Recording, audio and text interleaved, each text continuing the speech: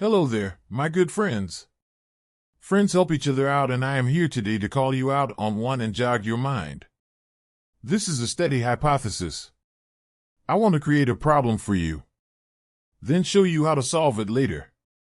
If you were born between 1971 and 1989, this is for you. Other viewers, stay tuned and learn. It has something to do with retirement.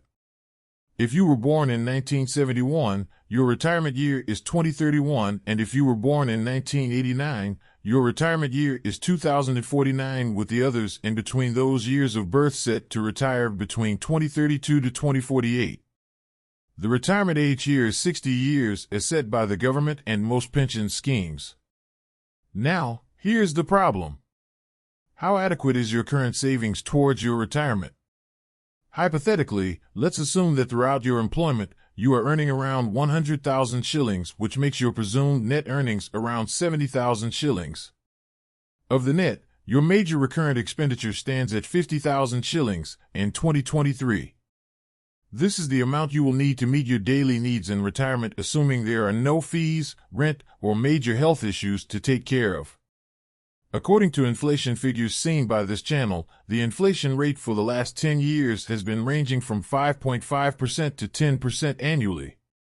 If we were to take a reasonable rate of 8.5% inflation rate annually for the next 9 years, the 50,000 you need to live comfortably in 2023 will most likely be 104,000 shillings in 2031.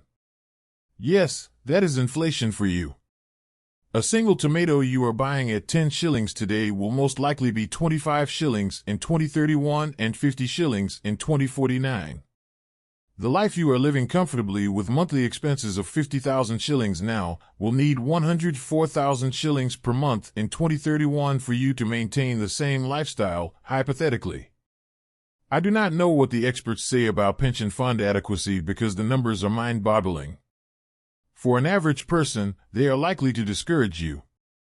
Personally, I had set a target that I would want to retire with at least 6 years of my basic expenses requirement calculated in the year of my retirement. An example is, if I live comfortably with 50,000 shillings per month now, in 2031, that would be 104,000 shillings per month, having taken into account the inflation element. 6 years, because my mind tells me that I can liquidate what I will need for my first year of retirement from the pension fund savings for use. Then find me a good investment advisor to help me make good investments out of the remaining 5 years pension savings left. If it goes well, and I bet it would, this can buy me another 15 to 20 years worth of income. We need to talk about this and put these investment advisors to task. If you are like me, and you were born in 1971, meaning you are retiring in 2031, your total pension fund amount should be at least 7,488,000 shillings. That is 7,488,000 Kenya shillings. That is 104,000 multiplied by 72 months or 6 years.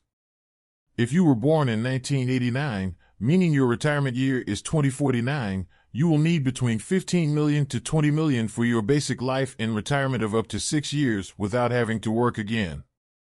That is, 50,000 shillings in 2023 adjusted to 212,000 in 2049. See the effect of inflation in 27 years? Monthly expenses of 212,000 shillings multiplied by 72 months as done above will give you about 14.4 million shillings.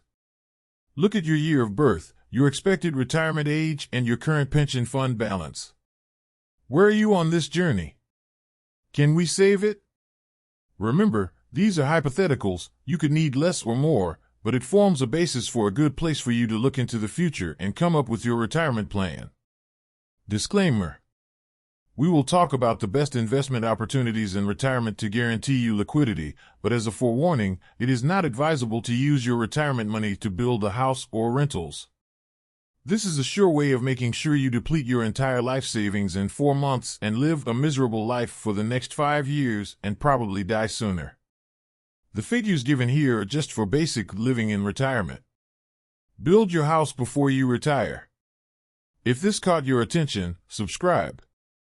We would like you to ask yourself the following. 1. Are you saving for your retirement? 2. How are you saving for your retirement?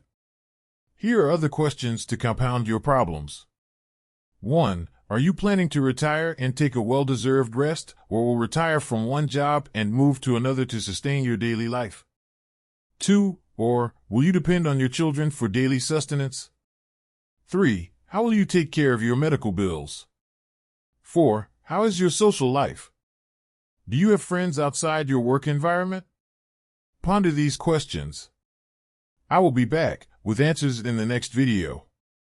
Shortly, of course. As usual, hit that like button for other people to know we are doing a public good.